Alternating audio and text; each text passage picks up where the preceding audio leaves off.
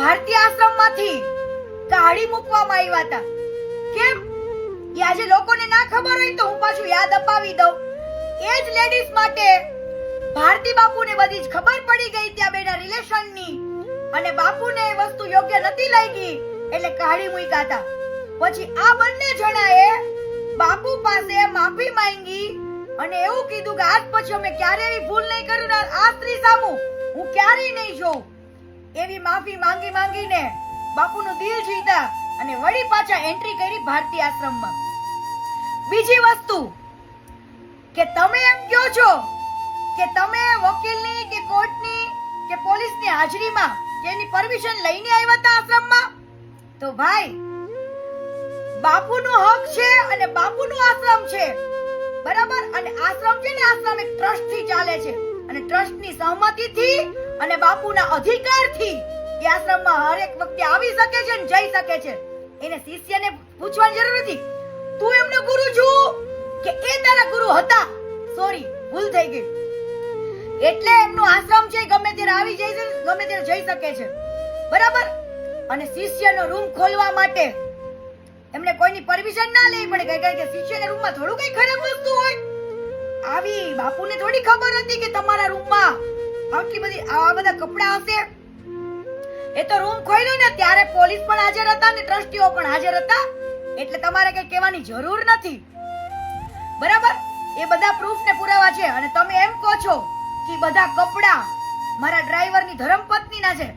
તમારા ડ્રાઈવરની ધર્મપત્ની છે ને, હે, એવા 3 આવી જાય ની ધર્મપત્ની એટલી પતલી છે, બરાબર?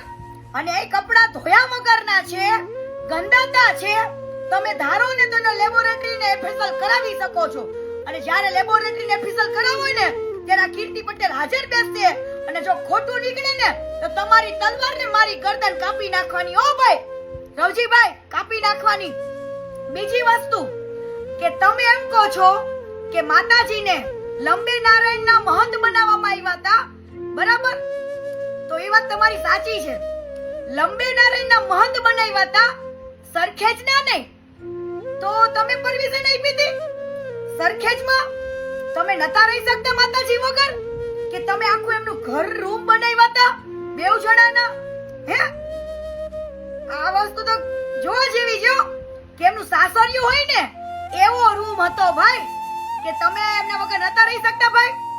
તો એનો જવાબ તમે મને આપજો કે એ લંબે નારાયણના સનાથનના મહંત હતા, એ સરખેજના આશ્રમમાં શું કરી રહ્યા હતા, બરાબર? એ જ બધી ફરિયાદો હતી કે રાતના 11 વાગે માતાજી આવે છે, સવારના 5 વાગે જતા રહે છે. બીજી વસ્તુ કે આશ્રમના સીસીટીવી ફૂટેજ રાતો રાત બધા ડિલીટ કરી દેવામાં આવ્યા. કેમ? તમારું પ્રકરણ સામે આવી જાત. પણ એની જરૂર નથી.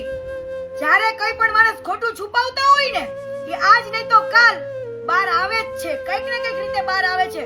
તમારી વસ્તુ ઘણા સમયથી બધા જાણે જ છે અને બધા કહેતા જ હતા. જે તમારી સામે અવાજ ઉપાડે ને એને તમે ચૂપ કરી દેતા, ધમકાવતા હતા, ડરાવતા હતા. અને ભોળા બાપુને, હરિહરનંદ ભારતી બાપુને તમે દબાવો છો, પણ હવે નહીં. હવે તમે ડરાવતાય નહીં, ધમકાવતાય નહીં ને તુકારો તો બિલકુલ ના દેતા એમને તુકારો. કેમ કે અમારા ગુરુ છે. તું તો ગુરુની આજ્ઞાનું પાલન કે ગુરુ જ્ઞાન તમારા પાસે નથી, પણ એ અમારા ગુરુ છે, અમારા વડીલ છે, અમારા બાપ છે. એમને કોઈ તુકારો દેશે ને અમારથી સહન નહીં થાય. તમને તો ભગવો પહેરીને પણ એક ગુરુ શું કહેવાય ની ખબર નથી પડતી, પણ અમને પડે છે. એટલે અમારા ગુરુને કોઈ તુકારો દેશે ને અમને નહીં ચાલે, નહીં ચાલે, નહીં ચાલે.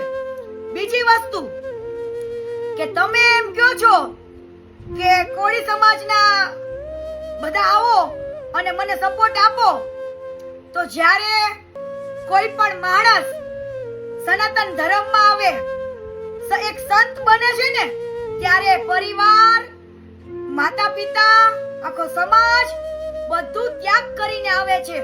અને એક સંત માણસને 18 વરણ સરખા હોય છે. એટલે મહેરબાની કરીને જ્ઞાતિવાદ નો ફેલાવો. અને હું કોળી સમાજને એક અપીલ કરું છું કે આ એક સમાજ લેવલે, એક સમાજ ને લાવીને ખોટો મામલો બગાડે છે. તમે આંખ ખોલીને જોવો સત્ય શું છે.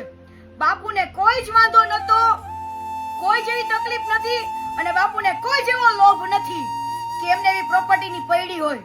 પણ આશ્રમની અંદર આવા બધા કાંડ થવા માંડ્યા હતા, બિઝનેસો થવા માંડ્યા હતા, પીજીઓ ચાલવા માંડ્યા હતા, અને ત્યાં આગળ આવા બધા કાંડ થતા હતા ને એટલી બધી ફરિયાદો વધી ગઈ હતી ને તમારા ટ્રસ્ટીઓ અમારા સપોર્ટમાં આવ્યા બાપુના, અને બાપુને કીધું કે બાપુ અમે હાથ જોડી, હવે સનાતન ધર્મ બદનામ થાય છે, તમે આશ્રમને સંભાળો, નકર બહુ ખોટું થઈ જશે.